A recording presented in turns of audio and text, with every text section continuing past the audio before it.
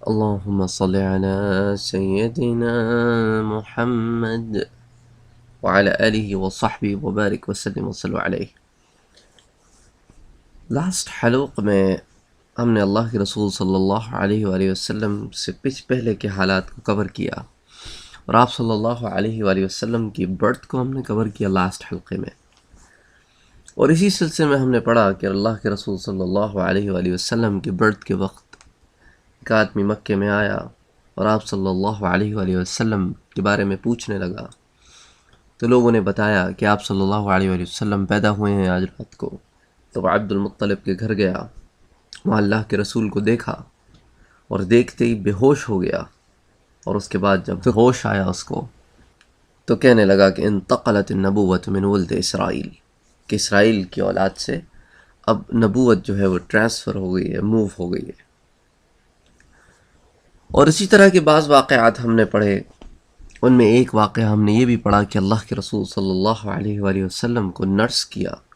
آپ کو دودھ پلایا ابو لہب کی لونڈی ثوبیہ نے،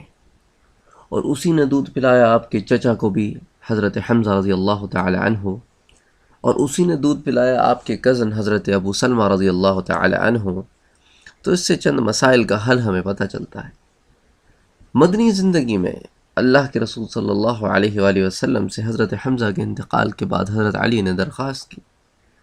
کہ اللہ کے رسول اب حضرت حمزہ کا انتقال ہو گیا ہے اور ان کے بچے یتیم ہو گئے ہیں، تو یتیموں کی ہم سرپرستی کرتے ہیں، لیکن ایک حق یہ بھی تو ہو سکتا ہے کہ آپ حضرت حمزہ کی بیٹی سے شادی کر لیں، اس طرح ان کے گھرانے کو شرف بھی ملے گا اور ایک طریقے سے ان کی مدد بھی ہو جائے گی۔ تو اللہ کے رسول صلی اللہ علیہ وآلہ وسلم نے فرمایا، علی میں اس سے کیسے شادی کر سکتا ہوں؟ اگر تو صرف وہ میری کزن ہوتی، چچا کی بیٹی ہوتی تو میں شادی کر لیتا، لیکن اس کا باپ تو میرا رضائی بھائی ہے، اور رضائی بھائی کی اولاد ایسی ہوتی ہے جیسے سگے بھائی کی اولاد، جیسے اپنی سگی بھتیجی سے نکاح کرنا حرام ہے، ویسے رضائی بھائی کی بیٹی سے بھی نکاح کرنا حرام ہے۔ تو یہاں سے ہمیں ایک مسئلہ یہ سمجھ میں آتا ہے کہ رضائی بھائی کے بارے میں بھی وہی تمام احکامات ہیں جو سگے بھائی کے بارے میں ہیں۔ اسی طرح حضرت ام حبیبہ رضی اللہ تعالی عنہا جو امہات المومنین میں سے ہیں، انہوں نے اللہ کے رسول سے 2 سوال کیے۔ اب آپ یہ ذہن میں رکھیے کہ ام حبیبہ کا کافی سارا مدنی زندگی کا زمانہ حبشہ میں گزر گیا، اور وہ غزوہ خندق کے بعد مدینہ آئیں، تو بہت سارے احکامات کے معاملے میں ابھی ان کا لرننگ پروسیس بھی چل رہا تھا۔ تو انہوں نے آپ صلی اللہ علیہ وآلہ وسلم سے کہا کہ آپ میری بہن سے کیوں نہیں شادی کر لیتے؟ ابو سفیان جو کہ مکے کا سردار بن گیا ہے اس وقت، اس کو بھی عزت ملے گی، اس کو بھی تکریم ملے گی، اور ہمارے گھرانے سے آپ کے تعلقات بھی اسٹرانگ ہوں گے۔ جہاں آپ کی اور ازواج مطہرہ ہیں وہاں ایک اور صحیح، اور چونکہ یہ میری بہن ہوگی تو مجھے اس سے موسٹ پرابلی پرابلم بھی زیادہ نہیں ہے۔ تو آپ صلی اللہ علیہ وآلہ وسلم نے فرمایا کہ ام حبیبہ، میری امت پہ حرام کیا گیا ہے کہ 2 بہنوں کو میں ایک گھر میں جمع کروں،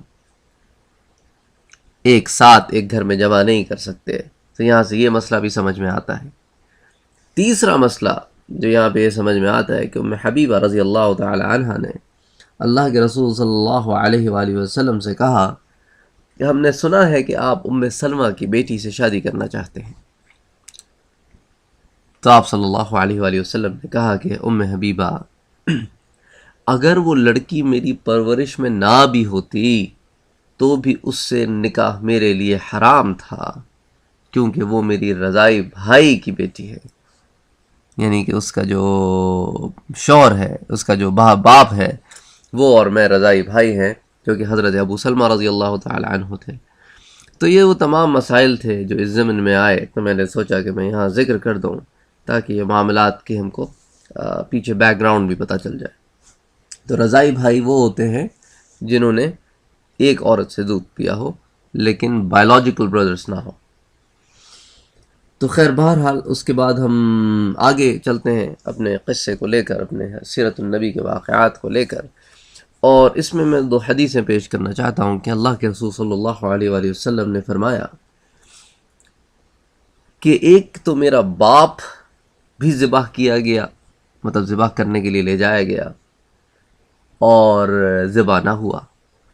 اور ایک میرا دادا اسماعیل بھی ذبح کرنے کے لیے لے جایا گیا لیکن ذبح نہ ہوا۔ تو آپ نے فرمایا انا ابن الذبیحین، میں دو ذبیحوں کا بیٹا ہوں، ایک تو ذبیح اللہ ہے حضرت اسماعیل علیہ السلام، اور ایک میرے ابا عبداللہ ہے۔ اللہ نے دونوں کو نجات دی اور اللہ نے دونوں کے عوض قربانیاں قبول فرمائی۔ دوسری بات اللہ کے رسول صلی اللہ علیہ وآلہ وسلم نے یہ کہی کہ آدم سے لے کے ابراہیم تک اور پھر اس کے بعد میرے ابا عبداللہ تک جہاں جہاں میرا نور نبوت منتقل ہوا، باپ کی پیٹھ سے ماں کے پیٹ میں، تو صرف نکاح کے رشتے سے منتقل ہوا۔ کسی عورت نے کوئی گناہ نہیں کیا، کسی گناہ کے سبب کبھی میرا نور جو ہے وہ منتقل نہیں ہوا، صرف نکاح کے ذریعے منتقل ہوا۔ کہ وہ جو والدین ہوں جنہوں نے اس نور کو منتقل کیا ہو، وہ کافر تو ہو سکتے ہیں، مشرک تو ہو سکتے ہیں، لیکن بدکار نہیں ہو سکتے۔ تو اسی لیے اللہ کے رسول صلی اللہ علیہ وآلہ وسلم کا اتنا بڑا کلیم اس بات کی طرف متوجہ ہوتا ہے، توجہ دلاتا ہے ہماری، کہ آپ صلی اللہ علیہ وآلہ وسلم اشرف النسب اور بڑے اعلیٰ نسب کے مالک تھے۔ اور پھر ہم آپ کی آباء و اجداد کے بارے میں بھی پڑھ چکے ہیں کہ قصی سے لے کر عبداللہ تک بڑے بڑے لوگ آپ کے خاندان میں پیدا ہوئے، اور انہوں نے لوگوں کو جوڑا نہ کہ توڑا، لوگوں کے لیے آسانیاں پیدا کیں نہ کہ دشواریاں پیدا کیں۔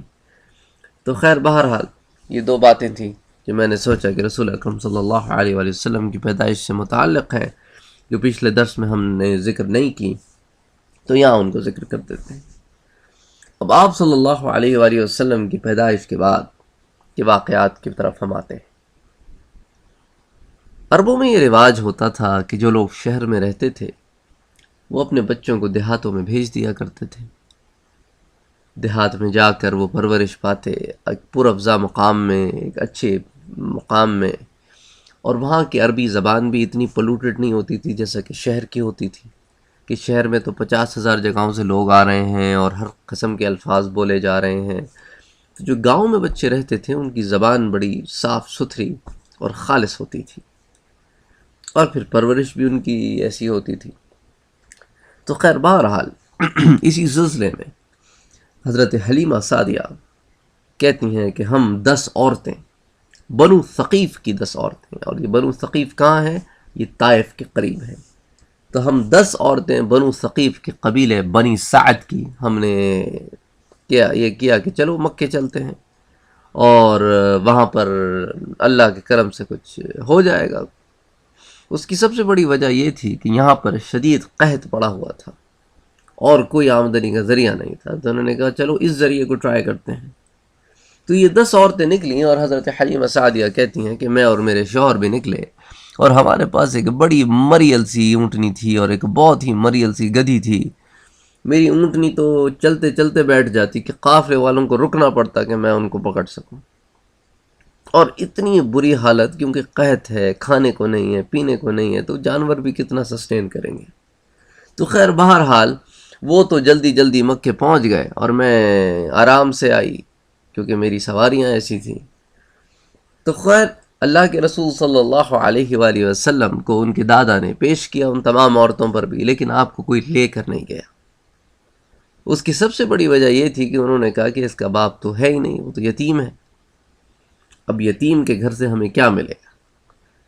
نہ پیسے مل سکتے ہیں، نہ اچھے کپڑے مل سکتے ہیں، تو ایک یتیم کو لے کر ہم کیا کریں؟ تو اس لیے سب نے آپ کو ریجیکٹ کر دیا۔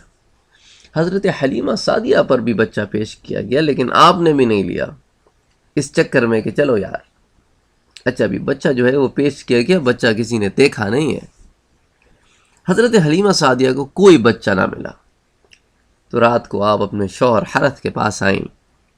اور کہنے لگیں کہ مجھے اچھا نہیں لگتا کہ میں اکیلے واپس جاؤں اور ساری عورتیں بچے لے کر جائیں، تو کیوں نہ ہو میں اسی بچے کو نہ لے لوں جو کہ یتیم ہے، لیکن کم سے کم خالی ہاتھ تو نہ جاؤں۔ کچھ نہ کچھ تو مل ہی جائے گا۔ تو ان کے شوہر نے کہا ٹھیک ہے، it's your call, go and try for it. تو حضرت حلیمہ سعدیہ کہتی ہیں کہ میں عبد المطلب کے پاس آئی، وہ کعبۃ اللہ میں موجود تھے،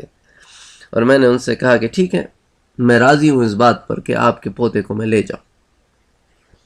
تو عبد المطلب نے کہا اچھا یہ تو بتاؤ کہ تمہارے قبیلے کا کیا نام ہے؟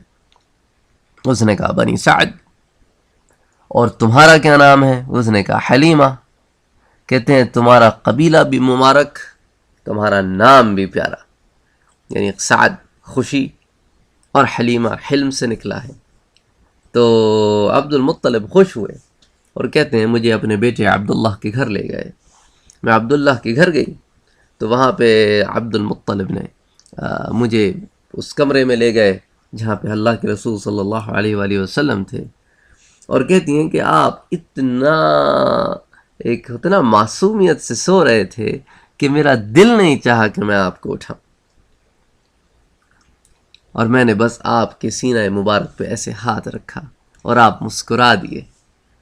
اور ایک روایت میں آتا ہے کہ حضرت حلیمہ سعدیہ کہتی ہیں کہ آپ سے ایک نور نکلا، اور وہ نور نکل کے آسمان کی طرف گیا، اور میں تو کمرے میں موجود تھی لیکن میں اس نور کو دیکھ سکتی تھی۔ اللہ اکبر، اللہ اکبر، لا الہ الا اللہ واللہ اکبر، ولا حول ولا قوة الا باللہ العلی العظیم۔ تو خیر بہرحال انہوں نے رسول اکرم صلی اللہ علیہ وآلہ وسلم کو اٹھایا اور اپنے شوہر کے پاس آئیں، اور انہوں نے رسول اکرم صلی اللہ علیہ وآلہ وسلم کو دودھ پلانا جب چاہا تو انہوں نے محسوس کیا کہ وہ سینہ جس کے اندر ایک قطرہ دودھ نہیں آتا تھا اب وہ دودھ سے بھر گیا،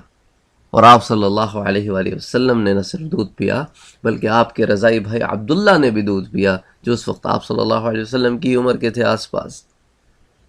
اور علاوہ ازیں ان کے شوہر حرث کہتے ہیں کہ جب میں اپنی اونٹنی کی طرف آیا اور میں نے اس کا دودھ نکالنے کی کوشش کی،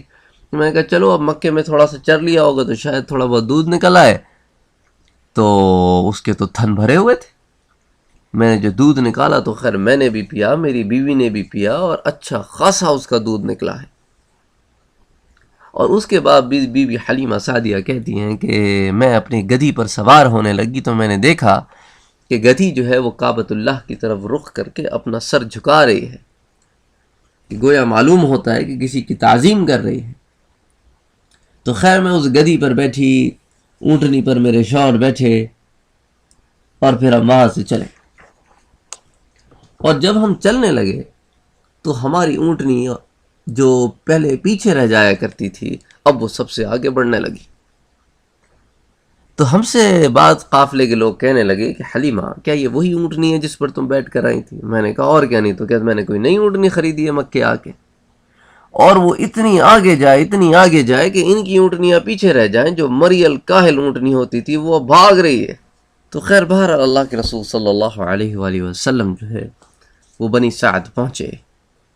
اور آپ صلی اللہ علیہ وآلہ وسلم کے 3 رضائی بہن بھائی تھے، ایک جنہوں نے آپ کے ساتھ مکے میں بھی دودھ پیا جس کا بھی ہم ذکر کر چکے ہیں، وہ عبداللہ بی بی حلیمہ سعدیہ کے بیٹے آپ صلی اللہ علیہ وسلم کی عمر کے ہی تھے، دوسری ان کی بیٹی انیسہ جو انس کی تثلیث ہے، اور تیسری ان کی بیٹی خزامہ جو زیادہ شیمہ کے نام سے مشہور ہوئی، جس نے بعد میں وہ اسلام بھی لے کے آئیں 9 ہجری میں، جب اللہ کے رسول صلی اللہ علیہ وآلہ وسلم نے بنو حوازن سے جنگ کی اور انہیں شکست دی تو اس وقت وہ اسلام لائیں۔ تو خیر بہرحال یہ آپ کے بہن بھائی تھے۔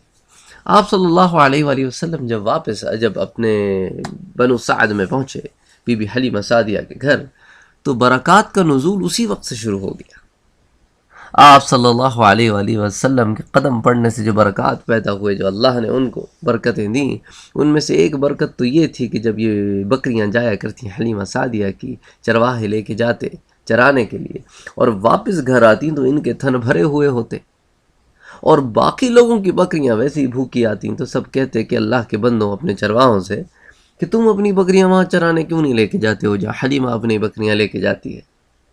دیکھو اس کی تو بکریاں دودھ دیتی ہیں، ہماری نہیں دیتی۔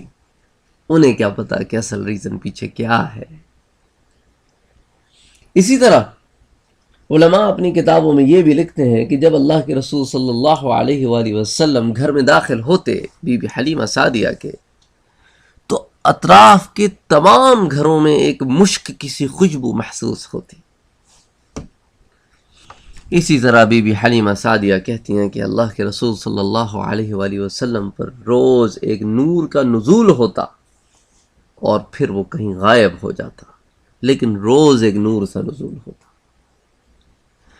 اچھا، پھر رسول اکرم صلی اللہ علیہ وآلہ وسلم کی آمد اور برکت اتنی پھیلی بنو سعد میں کہ یہ عالم ہو گیا کہ اگر کسی کو کوئی تکلیف ہوتی یا کسی کا کوئی جانور بیمار ہوتا تو وہ خود آپ کے پاس آتا یا جانور اپنا آپ کے پاس لاتا اور آپ کا ہاتھ جو ہے جہاں تکلیف ہوتی وہاں رکھتا اور اللہ کے حکم سے وہ تکلیف دور ہو جاتی۔ صرف ہاتھ رکھنے سے اللہ کے رسول صلی اللہ علیہ وآلہ وسلم کا۔ اللہ اکبر کہ اللہ لوگوں کو شفا عطا فرماتا۔ تو آپ صلی اللہ علیہ وآلہ وسلم کو بچپن میں ابھی نبی بھی نہیں ہوئے، اللہ نے یہ معجزہ عطا فرمایا۔ تو بی بی حلیمہ سعدیہ اور آپ کی بہن شیمہ یہ دونوں مل کے آپ کی پرورش فرماتے،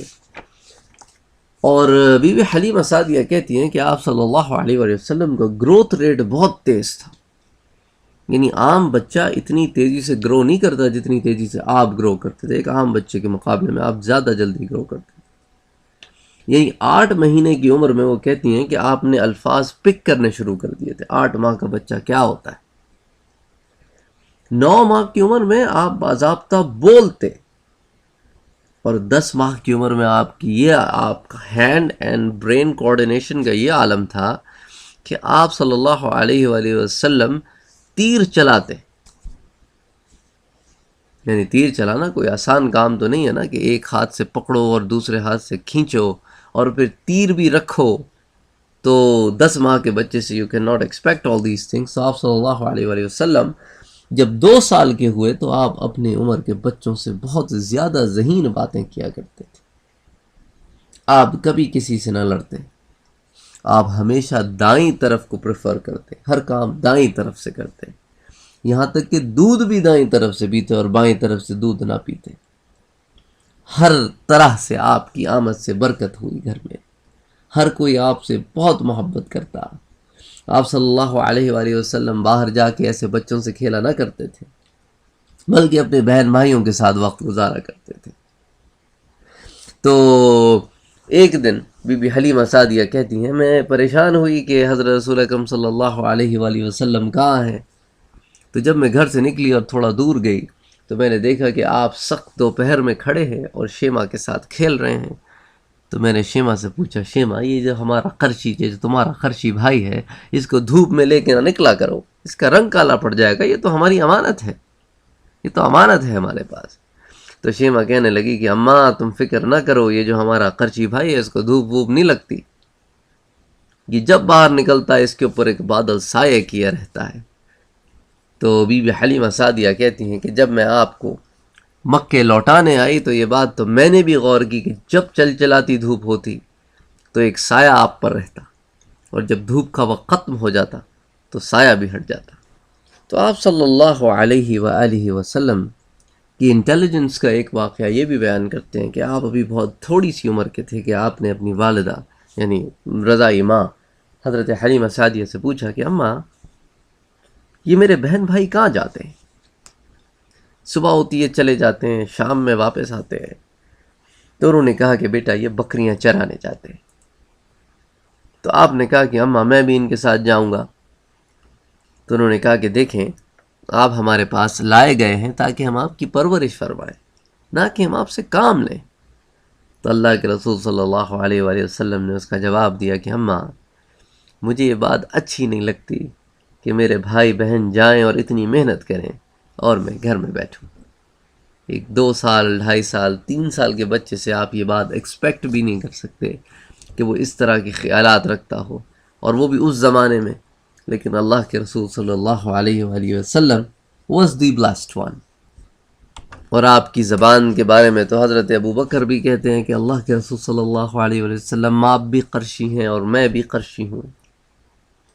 آپ کی پرورش بھی عرب میں ہوئی ہے اور میری پرورش بھی عرب میں ہوئی ہے، لیکن کبھی کبھی آپ ایسے ایسے الفاظ کا استعمال کرتے ہیں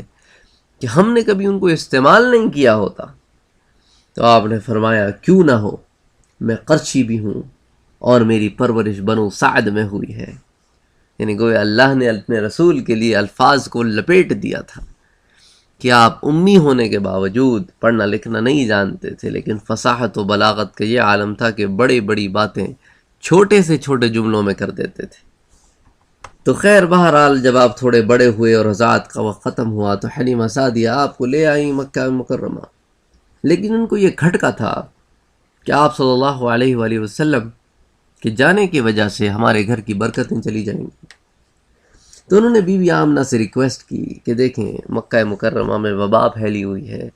اور میں نہیں چاہتی کہ اللہ کے رسول کو یہ وبا لگ جائے، اس لیے میں چاہتی ہوں کہ ان کو تھوڑے عرصے کے لیے اور واپس لے جاؤں۔ تو خیر بہرحال ضد کر کر آ کے نا وہ رسول اکرم صلی اللہ علیہ وآلہ وسلم کو واپس لے آئے۔ اچھا، واپس آنے کے بعد جو سب سے بڑا اور زیادہ خطرناک جس کو کہتے ہیں واقعہ کہ جس کی وجہ سے بی بی حلیمہ سعدیہ ڈر گئیں، وہ یہ تھا کہ آپ صلی اللہ علیہ وآلہ وسلم اپنے بہن بھائیوں کے ساتھ گھر کے پیچھے بکریاں چرا رہے تھے کہ اسی اثنا میں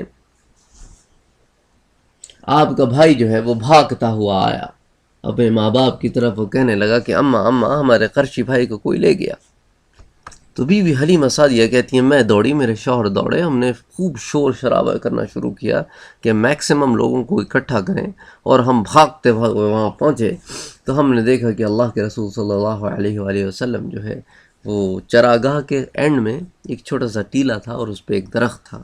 تو اس درخت کے ٹہنی کے ساتھ کھڑے ہوئے ہیں، چہرے کا رنگ اڑا ہوا ہے، لیکن ہمیں دیکھ کے مسکرا رہے ہیں کہ چلو اب میرے ماں باپ آ گئے ہیں، اب میں خطرہ نہیں محسوس کر رہا ہوں۔ تو خیر بہرحال جب میں پاس گئی تو میں نے ان کو اپنے گلے سے لگایا اور میں نے کہا کہ بیٹا کیا ہو گیا، کیا بات ہے، آپ کے ساتھ کیا معاملہ پیش آیا؟ تو آپ صلی اللہ علیہ وسلم کہتے ہیں کہ میں اپنے بھائیوں کے ساتھ تھا کہ میرے پاس دو آدمی آئے اور وہ مجھے اٹھا کر یہاں لے آئے، پھر انہوں نے میرا سینہ مبارک چاک کیا اور میرے دل مبارک سے ایک ٹکڑا نکال کر اس کو کاٹ کر پھینک دیا، پھر اندر سے مجھے سارا معاملہ جو ہے وہ دھویا، سارے آرگنز وغیرہ دھوئے، اور اس کے بعد ان کو واپس لگا کے سیل کر دیا اور چلے گئے۔ تو علماء کا اس میں یہی بیان ہے کہ اللہ کے رسول صلی اللہ علیہ وآلہ وسلم کی سینہ مبارک سے وہ سیاہ ٹکڑے کا نکالنا وہ جگہ کا نکالنا تھا کہ جہاں شیطان بیٹھ کر وسوسے ڈالتا ہے دل میں۔ حالانکہ اللہ کے جو رسول ہوتے ہیں وہ وسوسوں سے پاک ہوتے ہیں، لیکن بشر تو ہوتے ہیں۔ شاید یہی سبق ہمیں پڑھانا ہو اللہ نے کہ یہ ہے انسان اور تم ہی میں سے ہے، اس لیے اس کے اندر وہ تمام چیزیں موجود ہیں جو انسانوں میں بھی ہوتی ہیں، لیکن ہم اس کو ان سے پاک کیے دیتے ہیں تاکہ تمہارے لیے ایک نشانی بنا دیں۔ تو وہ ٹکڑا نکالا انہوں نے اور وہ پھر چلے۔ تو جو لوگ آئے وہاں پر جمع ہوئے، انہوں نے جو ہے بی بی حلیمہ سعدیہ سے کہا کہ معلوم ہوتا ہے کہ تمہارے بچے پر کوئی اثر وغیرہ ہو گیا ہے، ایسا کرو ایک فلاں جگہ جاؤ، وہاں پر ایک آدمی بیٹھتا ہے، وہ اثر وغیرہ نکال دیتا ہے۔ بی بی حلیمہ سعدیہ کہتی ہیں میرے بیٹے پہ کوئی اثر وثر نہیں ہوا ہے، لیکن ان کے شوہر نے بھی ضد کی اور باقی لوگوں نے بھی ضد کی، تو خیر بہرحال اس کاہن کے پاس چلے گئے۔ اس کاہن نے آپ کو غور سے دیکھا اور کہا کہ لوگوں اس بچے کو قتل کر دو، کیونکہ اگر تم نے اس کو زندہ چھوڑ دیا تو یہ تو تمہارے معبودوں کو تباہ و برباد کر دے گا۔ تو بی بی حلیمہ سعدیہ کہتی ہیں مجھے تو اتنا غصہ آیا نا کہ میں نے اس سے کہا، اور پھر میں ڈری بھی، تو میں نے اس سے کہا اگر مجھے پتہ ہوتا کہ تو خود پاگل ہے تو میں کبھی تیرے پاس اپنا بیٹا نہ لاتی، مجھے تو معلوم ہوتا ہے کہ تو خود پاگل ہے، تو کیا کسی کا علاج کرے گا۔ تو وہ کہتی ہیں میں لڑ جھگڑ کے اپنے بیٹے کو لے آئی، لیکن مجھے ایک ڈر سا پیدا ہوا۔ پھر ایک دن اللہ کے رسول صلی اللہ علیہ وسلم میرے ساتھ گھر کے باہر بیٹھے تھے کہ وہاں سے چند لوگ گزرے جو اہل کتاب میں سے تھے، اور وہ آپ صلی اللہ علیہ وسلم کو کھڑے ہو کے غور سے دیکھنے لگے، ٹکٹکی باندھ کر آپ کے اعضائے جسم کو دیکھتے اور آپ کو دیکھتے اور آپ کی آنکھ مبارک کو دیکھتے۔ آپ صلی اللہ علیہ وسلم کی آنکھوں میں نا ایک لال سا رنگ تھا اور وہ پرماننٹلی رہتا تھا، اور ایک تو اس کی وجہ سے وہ ایک ایکچولی نشانی تھی نبوت کی جس کو اہل کتاب جانتے تھے۔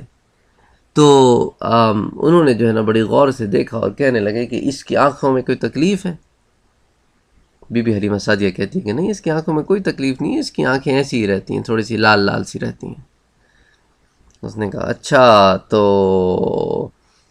اس کے ماں کون ہے؟ تو انہوں نے کہا اس کی ماں میں ہوں۔ تو اس کا باپ تو پھر مر گیا ہوگا۔ میں نے کہا نہیں، اس کا باپ زندہ ہے، اندر ہے، میرا بے شوہر حرس۔ اس نے کہا ایسے کیسے ہو سکتا ہے، اس کی ماں تو زندہ ہوگی لیکن اس کا باپ کو مر جانا چاہیے۔ اس نے کہا نہیں بھائی، اس کا باپ زندہ ہے، کہو تو میں بلا کے لاتی ہوں۔ کہتے ہیں یہ تمہارا بچہ ہے؟ اس نے کہا اور کس کا بچہ ہے؟ جس کے گھر میں ہے اس کا بچہ ہوگا یا کہ پڑوسی کا بچہ ہوگا؟ تو خیر کہتی ہیں بہرحال میں نے انہیں کسی طرح تسلی دے دلا کے بھگا دیا، لیکن میرے دل میں یہ کھٹکا پیدا ہوا کہ کچھ ہو نہ ہو، اب اللہ کے رسول صلی اللہ علیہ وآلہ وسلم کا یہاں رہنا جو ہے نا وہ ٹھیک نہیں ہے۔ تو پھر میں نے اللہ کے رسول صلی اللہ علیہ وآلہ وسلم کو لیا اور میں مکے کی طرف چل پڑی۔ اور مکے جب میں پہنچی تو میں نے بی بی آمنہ کو رسول اکرم صلی اللہ علیہ وسلم کو دیا، تو بی بی آمنہ کہنے لگی کہ تم تو اسے ایک بڑی مدت کے لیے لے گئی تھی، اتنی جلدی لا کر چھوڑ رہی ہو حلیمہ؟ تو میں نے کہا جی بی بی آمنہ، اب ماں کو اور بچے کو اتنی دنوں تو الگ نہیں رکھ سکتی نا میں، پھر بچہ تو آپ کا ہی ہے، وہ تو وبا پھیلی ہوئی تھی اس لیے میں لے گئی تھی۔ تو بی بی آمنہ نے کہا حلیمہ سچ سچ بتاؤ ہوا کیا ہے؟ اس نے جی کہا کہ ایسے ہوا اور ایسے ہوا اور ایسے ہوا۔ تو بی بی حلیمہ نے کہا کہ بی بی آمنہ نے کہا کہ حلیمہ کیا تمہیں لگتا ہے میرے بچے پہ جن ہے؟ تو بی بی حلیمہ نے کہا کہ ہو سکتا ہے، کیونکہ واقعات تو بڑے عجیب سے ہیں۔ تو بی بی آمنہ نے کہا کہ ایسے ہو نہیں سکتا حلیمہ، کیونکہ جب یہ پیدا ہوا تھا تو میں نے ہر حسد کرنے والے سے، ہر تکلیف دینے والے سے اللہ کی پناہ مانگی تھی اس بچے کے لیے، تو یہ تو اللہ کی پناہ میں،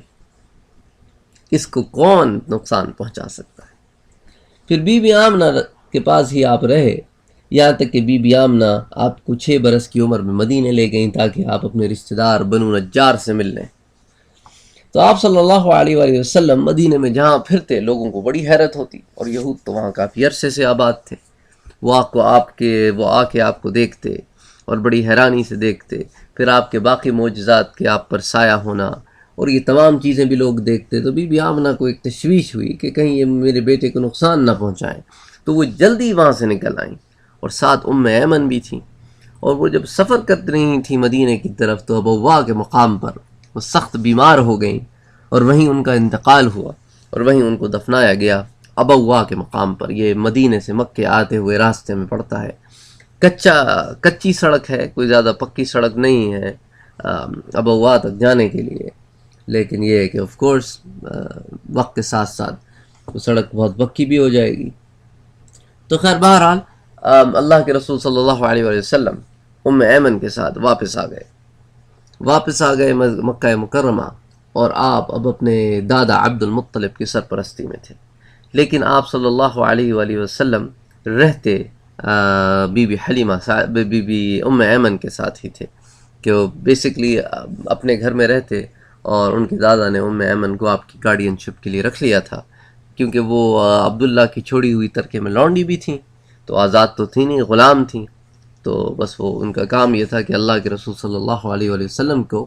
ایک نظر کے لیے، ایک لمحے کے لیے بھی اپنی نظر سے اوجھل نہ ہونے دینا، ان کا خیال رکھنا اور تمام معاملات کرنا۔ اس لیے اللہ کے رسول صلی اللہ علیہ وآلہ وسلم کہتے تھے ایمن کے بارے میں کہ یہ میری ماں ہے،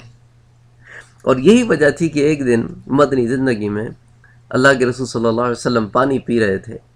تو ایمن نے کہا کہ اللہ کے رسول مجھے بھی پانی پلائیے۔ تو وہاں بی بی عائشہ بھی بیٹھی تھی، کہنے لگی ایمن تمہیں عجیب سا نہیں لگتا کہ تم اللہ کے رسول سے خدمت کراتی ہو؟ تو ایمن کہنے لگیں کہ عائشہ میں نے بھی تو اللہ کے رسول صلی اللہ علیہ وآلہ وسلم کی خدمت کی ہے جبکہ یہ چھوٹے تھے۔ تو اللہ کے رسول صلی اللہ علیہ وسلم مسکرائے، کہنے لگے ہاں یہ بات تو ٹھیک کرتی ہے عائشہ، اور آپ نے پھر انہیں پانی پیش کیا۔